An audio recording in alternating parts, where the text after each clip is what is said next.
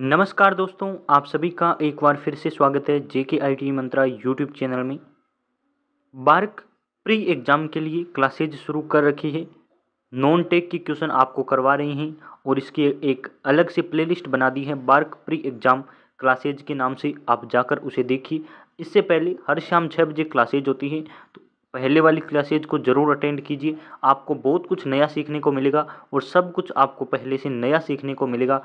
ऐसे क्वेश्चन हैं जो अभी 2023 के जो एग्ज़ाम हो रहे हैं उनमें क्वेश्चन आ रहे हैं। आईटीआई आधारित जो एग्ज़ाम हो रहे हैं, जैसे कि बीआरओ का हो गया, एक आपके एसजेवीएन का हो गया, इस प्रकार से 2-4 एग्ज़ाम हुए हैं, उनमें नॉन टेक के क्वेश्चन भी आए हैं। तो वही क्वेश्चन आपको करवा रहे हैं और बेहतरीन लेवल में करवा रहे हैं। केवल क्वेश्चन का आंसर ही नहीं बता रहे, पूरा एक्सप्लेनेशन कर रहे हैं। कितने नए क्वेश्चन बन सकते हैं, कितने बने हैं और कितने बनेंगे, ये सारे हम आपको करवा रहे हैं। यानी कि आज तक के एग्ज़ाम में पूछे गए प्रश्न, पूछे जाने वाले प्रश्न और इस एग्ज़ाम में पूछा गया प्रश्न सारे एक साथ हो रही हैं। तो पास्ट, फ्यूचर और सारे आपके प्रेजेंट यहीं मिल जाएंगे। इस चैनल को सब्सक्राइब करके फ्रेंड सर्कल में शेयर कर दीजिए और पहले वाली क्लासेज देखिए। लाइक ज़रूर करें, हमें लाइक की आवश्यकता होती है। आपके मोटिवेशन से नई क्लास हम शाम 6 बजे प्रोवाइड करवा पाते हैं। क्वेश्चन देखिए, ये 2 बार क्वेश्चन पूछा गया है और जहाँ से मैंने क्वेश्चन उठाया है वो पेपर है आपकी यूपी आर्विनल TG2 का। देखिए क्वेश्चन वहाँ ये पूछा गया कि भारत की नदियों को कितने समूह में वर्गीकृत किया जा सकता है। क्वेश्चन अच्छा है, आपको बहुत कुछ सिखा कर जाएगा। इस प्रकार के 2 बार क्वेश्चन आते हैं और इनका आंसर आपको ऑप्शन के अकॉर्डिंग करना है। कैसे करना है कंप्लीट बताऊंगा, बस लाइक करके सब्सक्राइब वाला बटन प्रेस कर लीजिए। आपको आपसे सीखने को मिल रहा है। भारत की नदियों को कितने समूह में वर्गीकृत किया जा सकता है, तो 2 ऑप्शन आते हैं। पहले तो आपको ऑप्शन देखना है। यदि ऑप्शन में 2 लिखा हुआ है तो उस 2 को ही कीजिए, मैं आपसे ये रिक्वेस्ट करूंगा। लेकिन ऑप्शन वालों के भी नियम हैं, वो या तो आपको ऑप्शन में 4 देंगे या फिर ऑप्शन में 2 देंगे। अब देखिए 2 और 4 का क्या आपकी दिक्कत है, क्या प्रॉब्लम है, उसे सॉल्व करते हैं। देखिए पहले तो भारत की नदियों को वैसे तो 2 वर्गों में विभाजित किया गया है। कौन कौन सी है, तो पहली आपके है जिसे मैं लिख रहा हूँ, वो है आपकी हिमालय की नदियाँ। कौन सी नदियाँ हैं, हिमालय की नदियाँ। ये क्वेश्चन कल करवाने वाला था लेकिन अच्छा क्वेश्चन था, तो मेरे पास 30 मिनट का समय था, तो कल मैंने अच्छे अच्छे क्वेश्चन करवाए हैं और आज ये क्वेश्चन शामिल किया है। सबसे बड़ा क्वेश्चन है हिमालय की नदियाँ। और दूसरा आपके जो पार्ट है वो है आपके, मैं यहाँ न लिखवा कर आपको लिखवा देता हूँ अगले पेज पर। दूसरा जो आपके पार्ट है वो कौन सा है, तो वो आपके है प्रायद्वीपीय नदियाँ। क्या है, प्रायद्वीपीय नदियाँ। लिखने में अब टाइम लग रहा है लेकिन आपको सुनाई दे रहा होगा, तो आप भी लिख सकते हैं। हालांकि ये PDF मैं आपको टेलीग्राम पर प्रोवाइड करवा देता हूँ। प्रायद्वीपीय नदियाँ, ये वाला क्वेश्चन है। 2 पार्ट है। यदि आपको ऑप्शन में मिले कि भारत की जो नदियाँ हैं इसे कितने विभागों में बांटा गया है, कितने समूह में वर्गीकृत किया गया है, तो आपको यदि ऑप्शन में 2 दिखा हुआ मिले तो आपको 2 करना है। यदि 2 नहीं हो तो आपको 4 करना है। अब 2 नहीं हो तो 4 कौन कौन से भाग हैं वो भी लिख लीजिए। तो तीसरा आपके जो भाग है वो भाग है आपके दक्षिण भारत की और उत्तरी भारत की। तीसरी कौन सी है, उत्तरी भारत की नदियाँ, उत्तरी भारत की नदियाँ। और आपकी है चौथा वाला ऑप्शन है वो है दक्षिणी भारत की नदियाँ। मैं पूरा लिख रहा हूँ, आप इसे पढ़िए। PDF में आपके कंप्लीटली लिखा हुआ ही मिलेगा, मेहनत आपके सामने कर रहा हूँ।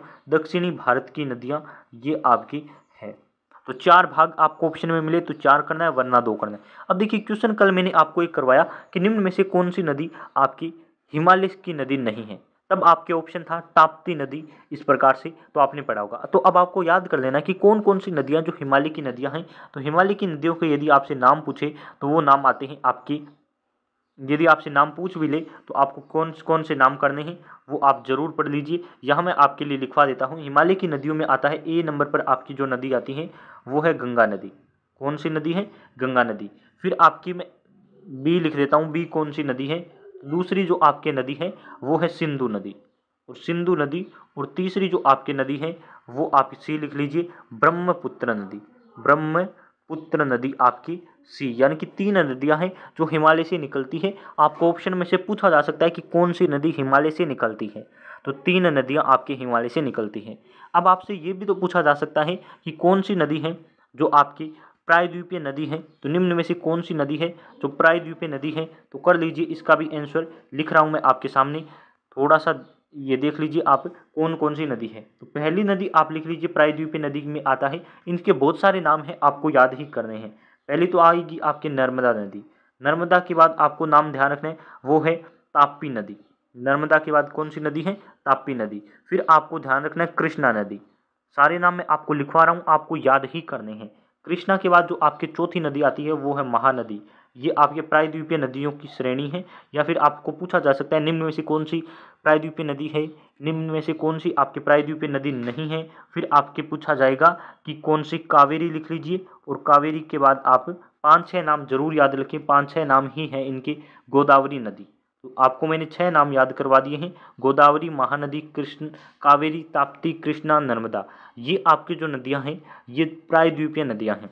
और यदि आपके गंगा की, यानी कि ये जो हिमालय की नदियां पूछे, तो गंगा, ब्रह्मपुत्र और सिंधु नदी आप जरूर ध्यान रखें। अब आपको पूछा है कितने भागों में विभाजित किया जा सकता है, तो ऑप्शन जरूर याद कर लीजिए, 4 भागों में। यदि 4 ऑप्शन में न हो तो 2 भाग हो सकता है, क्योंकि ऐसा भी क्वेश्चन एक एग्जाम में पूछा गया था। कोई ए या जेई का पेपर था, उसमें से 4 ऑप्शन में न देकर 6 यानी कि 2 ऑप्शन में दे रखा था। तो आप वो भी कर सकते हैं, ऑप्शन पर डिपेंड करता है इसका आंसर। मैंने कंप्लीट इसका एनालिसिस आपके सामने रख दिया है, इनमें से क्वेश्चन आ जाएंगे। अब और आपके सामने क्वेश्चन पूछे जा सकते हैं, वो क्वेश्चन होंगे आपके हिमालय की नदियों और प्रायद्वीपीय नदियों में अंतर। तो पढ़ लीजिए। आपसे लंबी लंबी लाइनें जैसे यूपीपीसीएल में पूछता है, वैसे आपको 4 ऑप्शन बना के देगा और कहेगा निम्न में से कौन सा सत्य है, कौन सा असत्य है।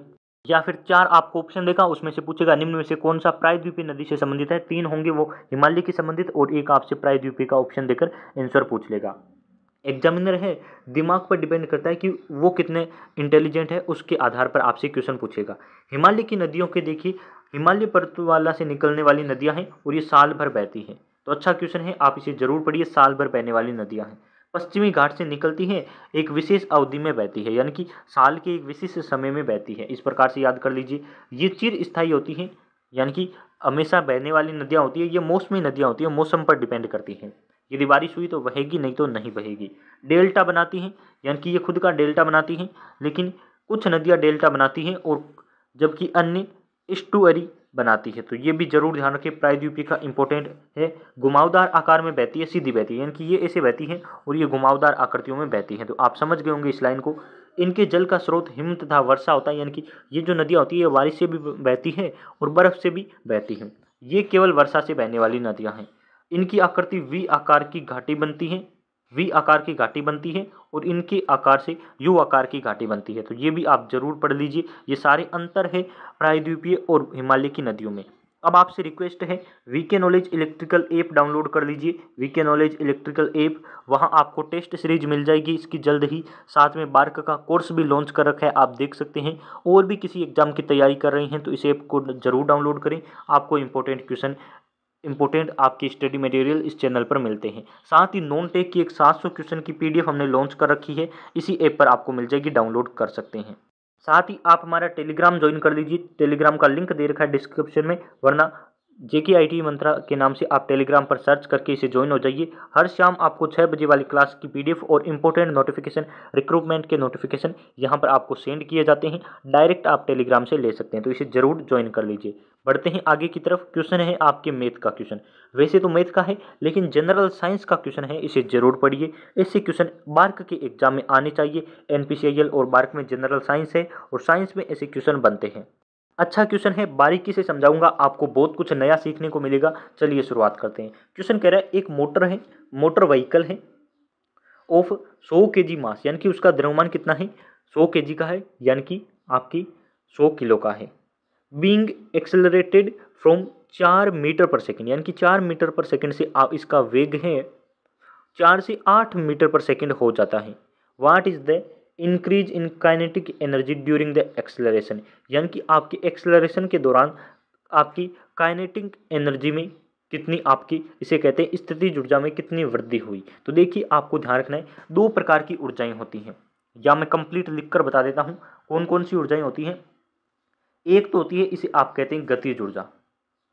गतिज ऊर्जा जिसे आप क्या कहेंगे, पोटेंशियल एनर्जी कहा जाता है। पोटेंशियल एनर्जी किससे लिखते हैं, यहाँ लिख देता हूँ मैं, नीचे आपको समझ आएगा। PE से लिखा जाता है पोटेंशियल एनर्जी, और इसका एक फॉर्मूला होता है mgh। mgh यानी कि मास आपकी हाइट और गुरुत्वाकर्षण बल ये होता है 9.8, आपको ध्यान होगा। यदि क्वेश्चन में न दे रखा हो तो 10 मान लेते हैं। तो ये इसका फॉर्मूला है याद करने का। लेकिन एक और एनर्जी होती है, उसे कहते हैं आपकी काइनेटिक ऊर्जा यानी कि स्थितिज ऊर्जा शायद, तो आप उसे जरूर लिखिए। इसे कहते हैं के ई, है ना, काइनेटिक एनर्जी। और यही आपसे पूछिए, इसका फॉर्मूला होता है 1/2 mv²।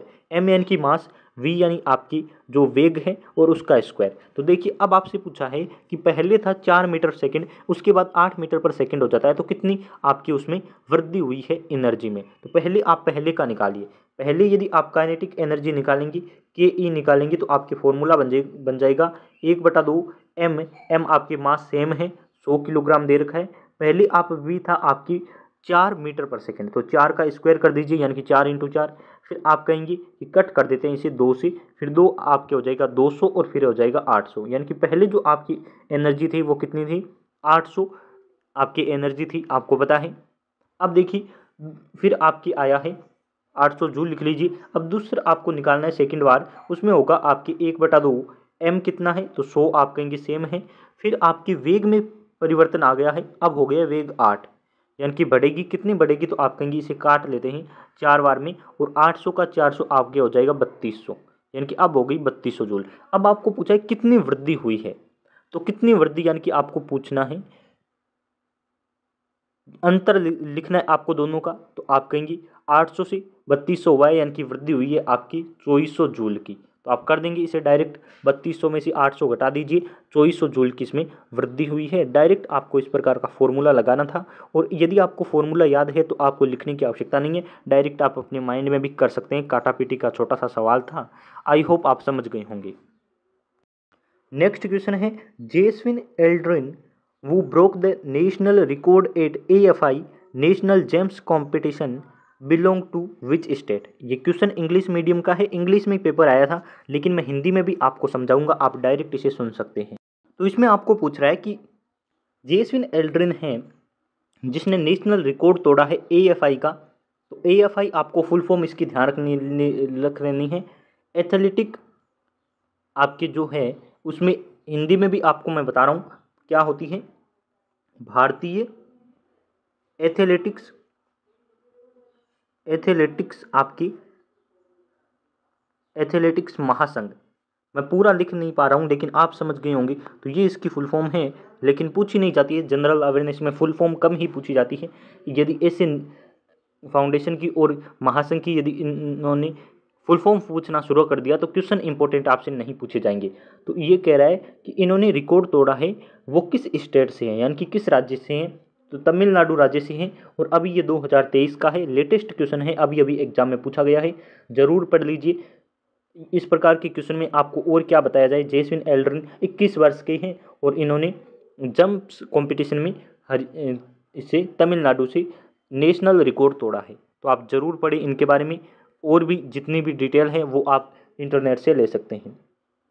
आगे क्वेश्चन पूछा गया है, year 2023 marks the foundation day of national commission for protection of child rights. तो इसकी पहले तो आपको फुल फॉर्म पूछी जा सकती है, क्या फुल फॉर्म है, NCPCR, इसकी फुल फॉर्म पूछी जा सकती है। तो जरूर पढ़ लीजिए क्या होता है, national commission for protection of child's right, यानी कि आपकी बच्चों से संबंधित है। और इन्होंने कौन सा दिवस मनाया है, तो 18वां आपके फाउंडेशन दिवस मनाया है, और शायद 1 मार्च इसका फाउंडेशन दिवस होता है। 1 मार्च को फाउंडेशन दिवस, आप जरूर पढ़िए। इंटरनेट से मुझे 1 मार्च ही दिखा है, तो आप जरूर देख सकती हैं, मैंने सर्च किया था इसके बारे में क्लासेस से पहले। तो 1 मार्च को इनका फाउंडेशन दिवस होता है और 2023 को इनका 18वां फाउंडेशन दिवस है। आगे बढ़ते हैं नई क्वेश्चन की तरफ। मैथ का क्वेश्चन है, लेकिन आपसे एग्जाम में पूछा जा सकता है क्योंकि पेपर बनाने वाला इजी और हार्ड दोनों मिक्स क्वेश्चन देता है। क्वेश्चन है, नीचे 4 युग्म दिए हैं जिनमें से 3 एक प्रकार से समान हैं लेकिन एक अलग है, तो अन्य अलग को पहचानिए। तो आप कहेंगे पहले ऑप्शन को देखते हैं तो क्या बनता है, 7 और 56 एक ही टेबल में आते हैं, यानी कि आप कह सकते हैं ये एक दूसरे से विभाज्य है। दूसरे में क्या है, ये 9 और 90 कट जाते हैं, 4 और 20 भी कट रहे हैं, लेकिन चौथे ऑप्शन को ही अलग करेंगे क्योंकि ये 11 से कट नहीं रहा है। तो मुझे लगता है यही इसका आंसर है और यही इसका पीछे का लॉजिक है।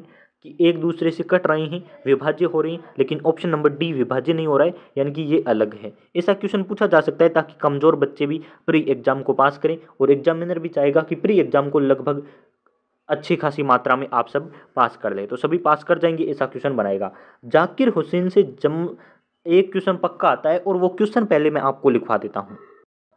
क्वेश्चन पूछता है कि जाकिर हुसैन किस खेल से संबंधित है, तो ये आपकी एक तबला वादक है। तबला वादक कौन है, ऐसा क्वेश्चन आने पर आपको करना है जाकिर हुसैन। अब देखिए क्वेश्चन आप पढ़िए, Zakir Hussain is conferred with the Padma Vibhushan for the year of 2023 in the field of, किस फील्ड में इन्हें मिला है, तो आप लिखिए आर्ट के फील्ड में इन्हें पद्म विभूषण दिया गया है। तबला वादक है, और इनसे संबंधित और भी क्वेश्चन आए तो कर लीजिए, लेकिन अब मैं आपको बताऊंगा किन किन को पद्म विभूषण मिला है। पद्म विभूषण 2023 की जो सूची है, लिस्ट है, वो आपके सामने है। पहला है श्री बालकृष्ण जोशी, इनको मरणोपरांत मिला है, और मरणोपरांत 2 जनों को मिला है, एक श्री बालकृष्ण जोशी और दूसरा आपके मुलायम सिंह यादव। ये सार्वजनिक मामले में नेता हैं, तो इनको मिला है, और ये इनके अन्य वास्तुकला के लिए मिला है।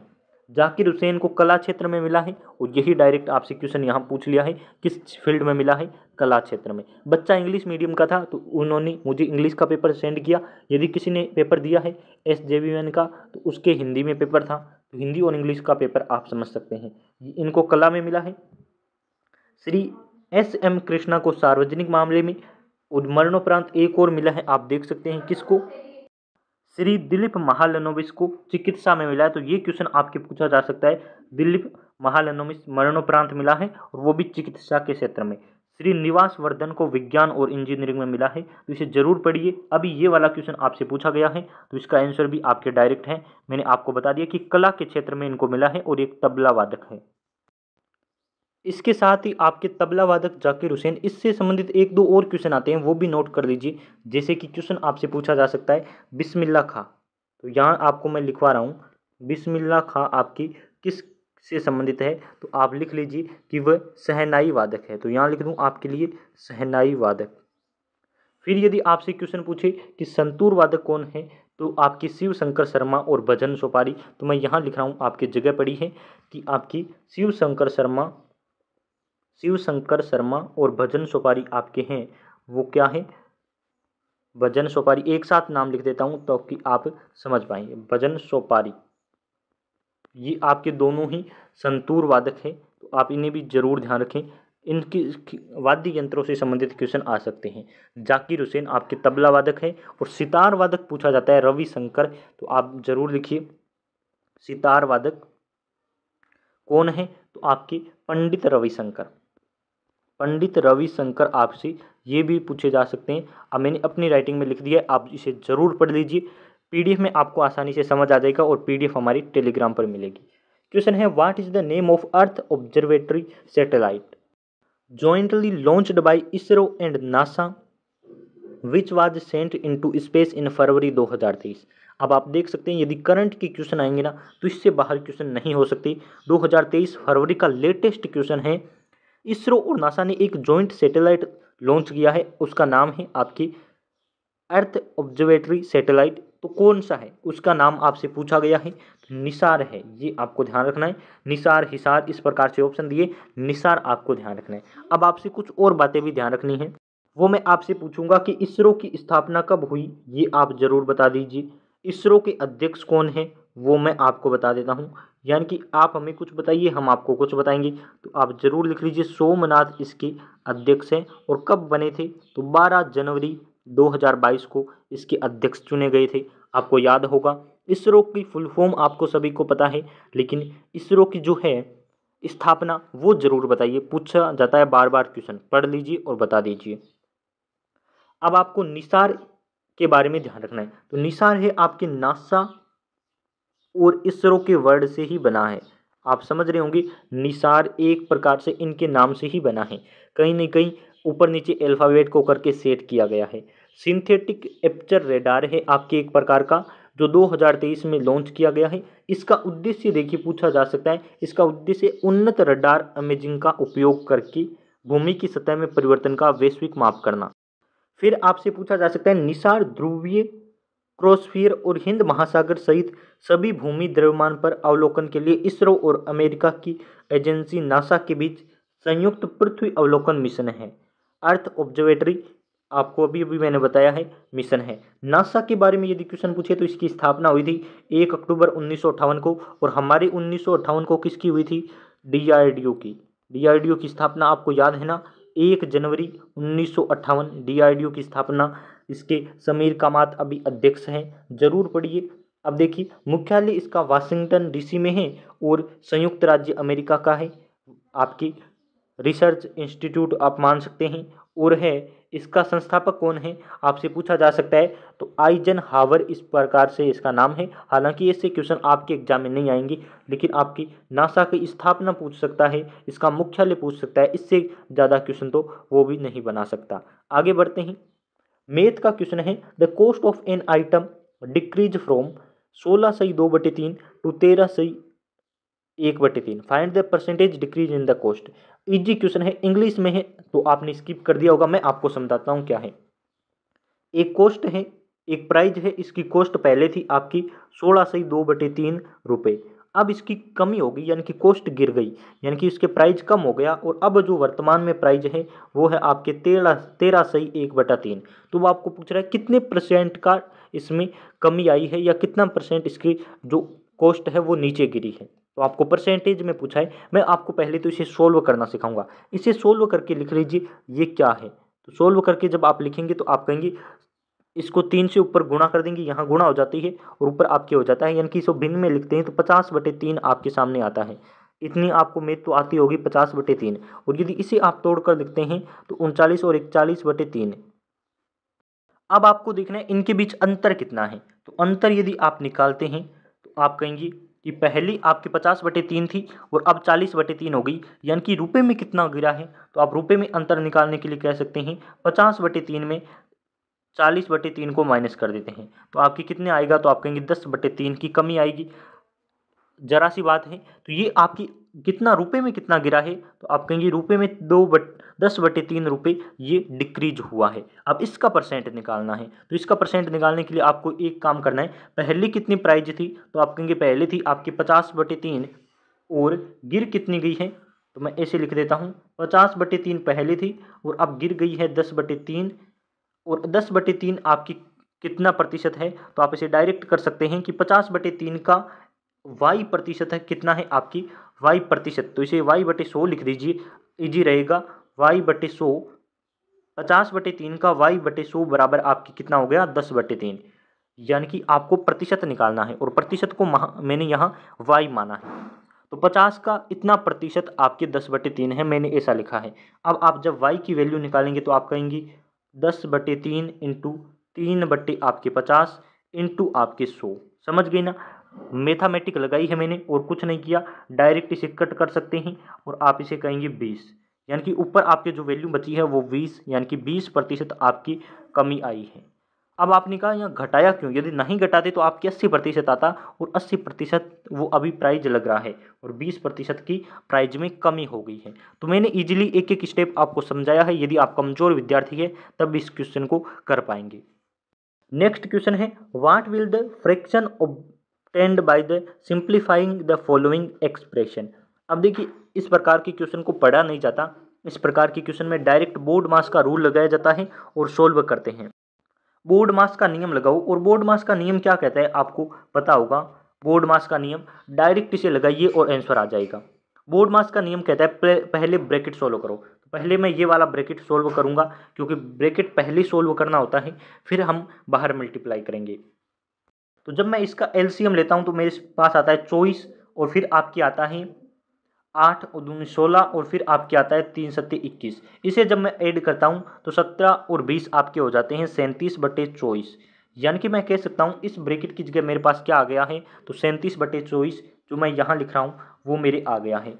फिर मैं इसे कहूँगा, फिर मैं इसे थोड़ा इरेज कर देता हूँ। आप समझ गए होंगे, ब्रैकेट को मैंने सोल्व कर लिया है। अब एक ब्रैकेट और आपको दिखाई दे रहा होगा, कौन सा, तो आप कहेंगे ये वाला ब्रैकेट। तो इसे भी मैं सोल्व कर देता हूँ, कौन सा है, ये वाला ब्रैकेट। इसे सोल्व करेंगे तो हमारे पास क्या है, इसका एलसीएम आ जाएगा आपके 12 और 3 3 9, और आपके इधर आ जाएगा 4 दूनी 8, यानी कि 1/12।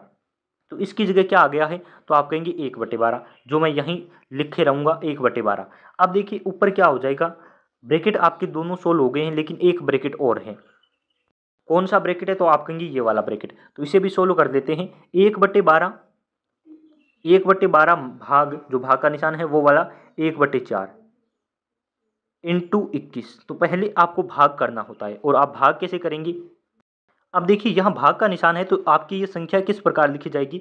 ये संख्या कह रही है कि मैं 1/12 हूँ, 1/12 हूँ। और यहाँ मैं समझा देता हूँ आपको, अच्छे से समझा रहा हूँ तो आपको लाइक करना है। देखिए 1/12 है और उसके नीचे 1/4 है। तो इस प्रकार के सवाल को जब आप करते हैं तो ऊपर हो जाता है 4/1, और जब ये कट जाएगा तो 3, यानी कि आपके डायरेक्ट क्या बचेगा, 1/3।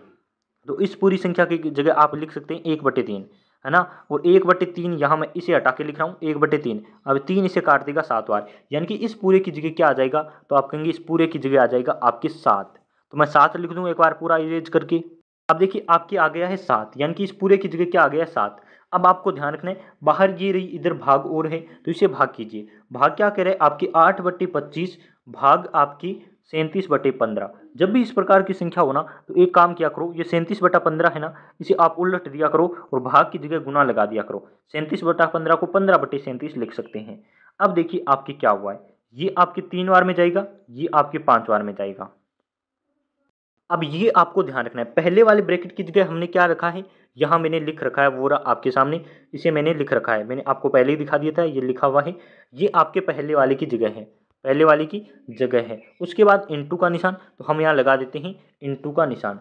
फिर आपकी क्या है, तो ये वाली संख्या है, और इस वाली को मैंने ये सोल्व करके बना रखा है, तो ये आप देख सकते हैं, ये रहा मैंने बना रखा है इसको। तो इसको हम लिख देते हैं, क्या लिखेंगे, 8/5 इंटू 3/37। तो यहाँ मैं लिख रहा हूँ 8/5 इंटू 3/37। थोड़ा डिफिकल्ट है, टाइम लगेगा, लेकिन आप कर सकते हैं। ऑप्शन के अकॉर्डिंग डायरेक्ट आंसर देना संभव नहीं है। फिर आपकी है प्लस का 7, तो हम लिख देते हैं प्लस का आपकी 7। अब पहले आपको डायरेक्ट गुना करना पड़ेगा, फिर इसे जोड़ना पड़ेगा, तो डायरेक्ट आप कर पाएंगे। काटापीटी में है ना, ये रहा 37 से 37 चला जाएगा, 24 से आप 3 बार काटेंगे, 3 से इसे काट देंगे, और अब आपकी क्या बना है, तो आप कहेंगे ये यहाँ पूरा हो गया 1, ये प्लस का निशान है, ध्यान रखिए, 1/5 प्लस 7। तो ये रहा डायरेक्ट आपके पास आंसर, 7 सही 1/5। इसे क्या लिख सकते हैं, 7 सही 1/5। ये रहा आपका आंसर। थोड़ी डिफिकल्ट थी, मुझे लगा है टाइम लगा इस क्वेश्चन को सोल्व करने में, लेकिन आंसर तक पहुंच गए हैं। और सबसे बड़ा मकसद हमारा यही था, आपको मैं एक एक स्टेप समझाऊं, एक एक स्टेप करके दिखाऊं, और इसका आंसर हम निकाल पाएँ। अब देखिए मैं इस 7 को इरेज करूंगा, क्यों करूंगा, क्योंकि PDF पढ़ने वाले को भी समझ आना चाहिए। ये देखिए मैंने 7 हटा दिया है। आपको यही रूल फॉलो करना है, और इसका भी आप आंसर निकाल सकते हैं। बढ़ते हैं आगे की क्वेश्चन की तरफ। लास्ट क्वेश्चन है मुझे लगता है, लेकिन मुझे लगता है इस क्लास को यहीं बंद करना चाहिए, क्योंकि इतनी फिर क्लास कोई देखता नहीं है। लास्ट तक कौन देखता है, 30 मिनट की क्लास होने वाली है, और मुझे भी अपलोडिंग में टाइम लग जाता है, या फिर प्रॉब्लम होती है इंटरनेट की वजह से। तो आप समझ सकते हैं, यहीं क्लास बंद करेंगे। ये 2 क्वेश्चन और हैं, अच्छे क्वेश्चन है, मैथ का और जनरल अवेयरनेस का करवाएंगे। बहुत बहुत धन्यवाद आप सभी का। चैनल को सब्सक्राइब करके रखें।